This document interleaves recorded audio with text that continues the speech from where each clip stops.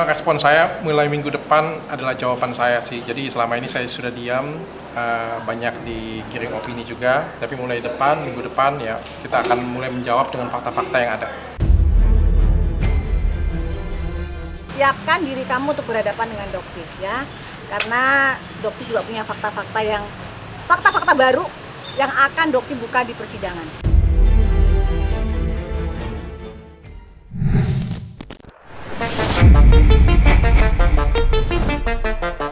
Setelah cukup lama tak terlihat di hadapan publik sejak ditetapkan sebagai tersangka dan menjalani masa penahanan, nama Dr. Richard Lee kembali menjadi sorotan. Kali ini ia hadir dalam sidang perdana terkait kasus dugaan pelanggaran Undang-Undang Perlindungan Konsumen dan Undang-Undang Kesehatan yang dilaporkan oleh Samira Faranas, sosok yang lebih dikenal publik dengan nama Dokter Detektif atau Doktiv. Dalam persidangan yang beragendakan pembacaan dakwaan tersebut, jaksa penuntut umum memaparkan sejumlah poin yang menjadi dasar perkara yang kini menjerat Richard Lee. Beberapa di antaranya berkaitan dengan dugaan pelanggaran di bidang kesehatan serta perlindungan konsumen yang disebut terjadi dalam proses peredaran produk kosmetik. Tak hanya itu, jaksa juga menyinggung dugaan adanya produk yang beredar tanpa memenuhi standar keamanan dan mutu sebagaimana yang dipersyaratkan. Sorotan lainnya mengarah pada dugaan perubahan nama produk yang disebut dilakukan tanpa proses pemberitahuan atau notifikasi ulang kepada pihak BPOM. Dok, mungkin menghadapi sidang perdana seperti apa sih, Dok? Doakan yang terbaik ya. Ditemenin siapa, Dok, hari ini, Dok? Harusnya pengacara sih sama keluarga. Dok, Bang Ajis katanya sudah kuasa hukum lagi, gimana, Dok? Izin ya, nanti aja saya kasih keterangan ya. Iya. Oke.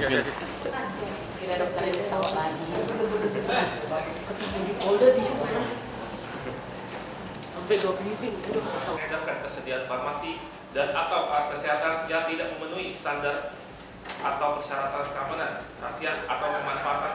Setelah produk WT, Ripskin Superficial Pink Aging dan RE.2 Cuping, The Secret of Inner Beauty and Health berada di dalam penguasaan di CV Athena Mandiri Group, terdakwa Richard alias Dr. Richard Lee bin Herling memerintahkan saksi David Lee Thompson untuk menambahkan dan atau merubah tulisan pada kemasan WT, Ripskin Superficial Pink Aging dan RE.2 Cuping The Secret of Inner Beauty and Health sebagai berikut.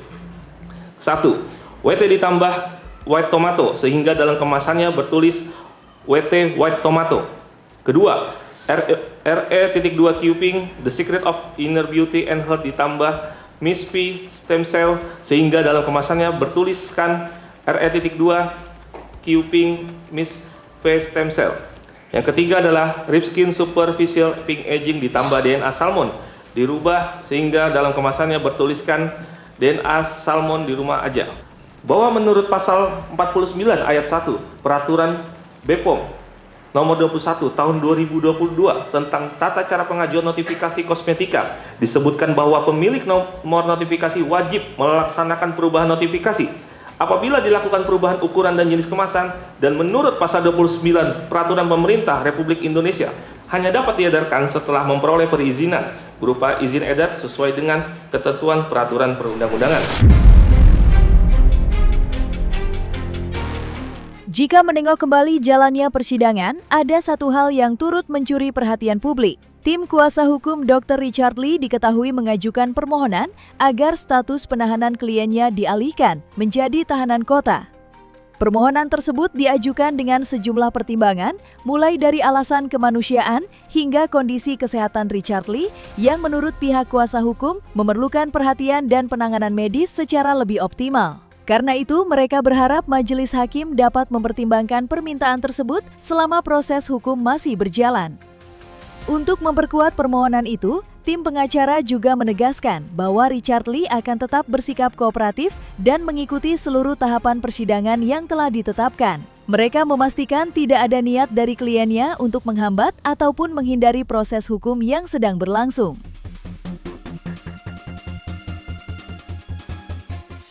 Namun kami harap diberikan kesempatan beliau untuk dapat pengalihan penahanan, di mana juga beliau ada beberapa sakit yang harus ada perawatan rutin yang harus beliau lakukan. Jadi ini kami tadi memohon kepada majelis dari sisi kemanusiaan bahwa beliau ini sudah prosesnya cukup lama di dalam. Kami menginginkan beliau bisa mendapatkan pengalihan penahanan dengan tadi bahwa dijamin oleh istrinya dan oleh kami sebagai kuasa hukum akan mengikuti proses hukum dengan sebaik-baiknya, dan juga diharapkan bisa melakukan terapi atas kondisi kesehatannya yang lebih baik untuk di luar. Di luar pembahasan mengenai permohonan pengalihan status penahanan, langkah berikutnya yang kini menjadi fokus perhatian adalah persiapan tim kuasa hukum dalam menyusun nota keberatan atau eksepsi terhadap dakwaan yang telah dibacakan jaksa. Dokumen tersebut rencananya akan disampaikan dalam sidang lanjutan yang dijadwalkan berlangsung pekan depan.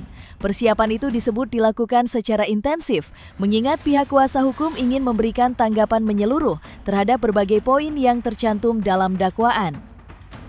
Mereka pun berupaya merumuskan argumentasi yang diyakini dapat memperkuat posisi Richard Lee di hadapan majelis hakim. Menariknya, setelah cukup lama memilih menahan diri dari berbagai polemik yang berkembang di ruang publik, Richard Lee kini mulai menunjukkan sikap yang berbeda. Ia menegaskan bahwa dirinya siap menghadapi proses persidangan secara terbuka dan akan memanfaatkan setiap kesempatan untuk menyampaikan versinya berdasarkan fakta-fakta yang terungkap di persidangan.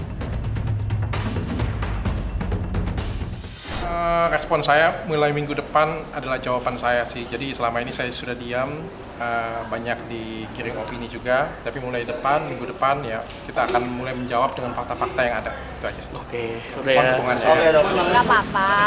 Terlapor itu, terdakwa DRS berhak untuk melakukan pembelaan diri. Itu sah, itu haknya.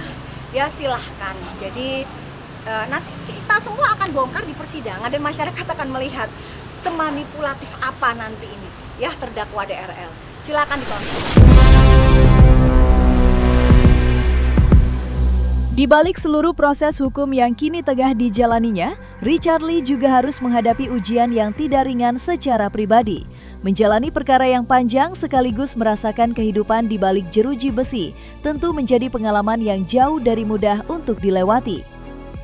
Namun di tengah masa-masa sulit tersebut, ada satu sosok yang disebut selalu setia berada di sisinya, yakni sang istri tercinta.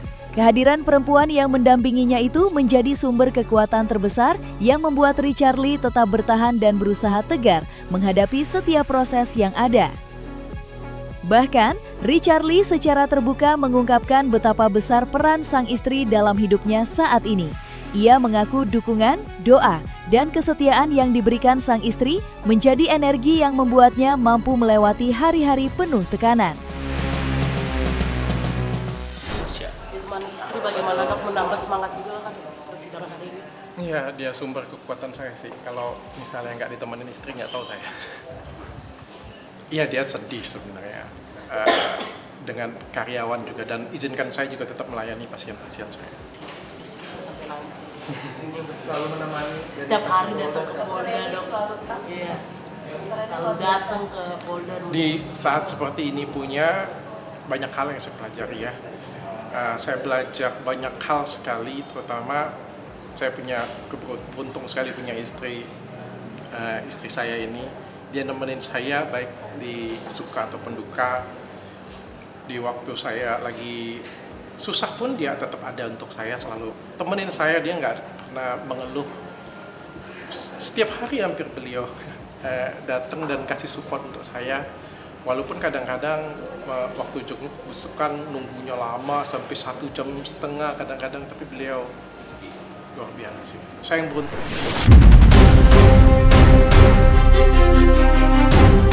Jika menilik kembali ke awal mula perkara ini bergulir, semuanya berawal dari laporan yang diajukan Samira Faranas atau yang lebih dikenal publik sebagai Doktif ke Polda Metro Jaya pada 20 Desember 2024. Dalam laporan tersebut, nama Richard Lee disebut sebagai pihak terlapor dan sejak saat itu kasusnya mulai mendapat perhatian luas dari publik. Seiring berjalannya waktu, proses penyelidikan pun terus dilakukan oleh pihak berwenang.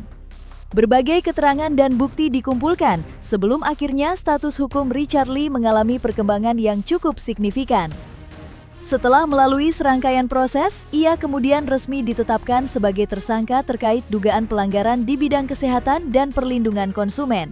Perjalanan kasus ini pun berlanjut ke tahap berikutnya. Richard Lee diketahui mulai menjalani masa penahanan setelah ditempatkan di rumah tahanan Polda Metro Jaya pada awal Maret 2026. Jadi silakan menikmati proses persidangan, ya, sampaikan bukti-buktinya dan siapkan diri kamu untuk berhadapan dengan Dokti, ya.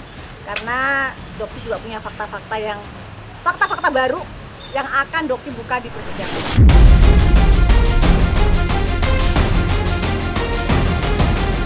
Nah, selesai sudah Cumi Lovers. Saksikan terus Cumi Camp Indep, kabar lengkap, mendalam, dan akurat dari narasumber terpercaya.